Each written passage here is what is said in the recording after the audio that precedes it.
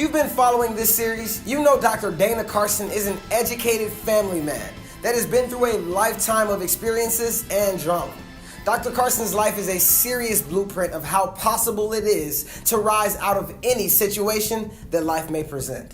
We have discussed Dr. Carson's challenges from the south side of Chicago, including dropping out of high school, his wild and crazy college days, and the drama of his grad school days. But these were not the only drama-filled days that caused Dr. Carson pain and problems. Dr. Carson was raised in what is considered an intact family, where he received some extreme amounts of love from a highly disciplinarian mother and father that did not tolerate foolishness without some form of consequence, like, give me the car keys, or no more money for you, with that type of behavior. While both my grandfather John Carson and my grandma Geneva Carson loved their kids and demonstrated it through their disciplinarian measures, they themselves constantly fought. And I mean real gun-pulling, knife-stabbing, punch-throwing fighting. They eventually emerged from their fighting era and chilled out and remained married over 55 years until Grandpa John died of cancer at the age of 69.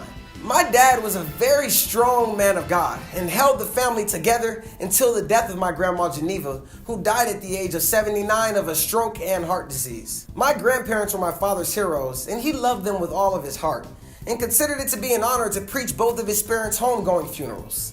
What strength he had to have. But my father still had to deal with family challenges when one of his three siblings, John Carson Jr., died at the ripe age of 64 due to cancer. The family asked my dad to tell his brother, who thought that he was still full of life at the time, that he had just been given 3 to 4 weeks left to live. My oldest brother Dana, who was with them at the time, told me about how hard that moment was and how my dad got through it just with a great deal of pain. And yes, my dad also officiated his brother's funeral as well. My dad still has 2 living siblings, but he also has 5 vibrant children that have really been a blessing in his life, or at least so I've heard. My dad learned to deal with and face pain and disappointment, especially when his nearly 12-year marriage failed with 3 children. I remember my dad telling me that once he was in the corner crying and apologizing to his father for his marriage failing, and that the enemy tried to attack him once again with the feelings of suicide. My dad had started his church 1 week after he and my mother married, with 9 people in a house. He grew that church by strong teaching and being a model family. When his family failed, he contemplated leaving the ministry. But through the personal coaching and counseling of 3 great fathers, mentors, and spiritual coaches, Apostle E.W. Wilcox, Apostle Richard Hinton, and Bishop Charles Blake encouraged him to keep his head up, reminding him that we fall down, but we must get up. My dad did just that and put his focus in ministry and his kids. My dad spent crazy time with his 3 kids. His motto was, if my kids can't go, neither could he.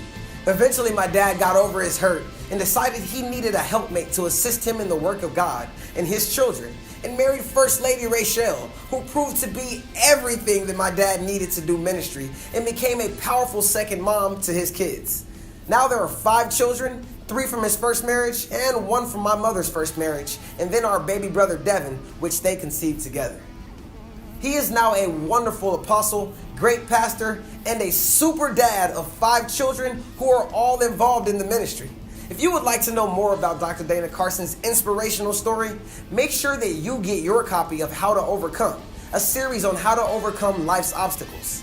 Well, that's all the time we have for today, but be sure to join me every day as we go even deeper behind the man. Also, make sure you share, like, and repost this mini-series every single day, and I'll see you back here tomorrow.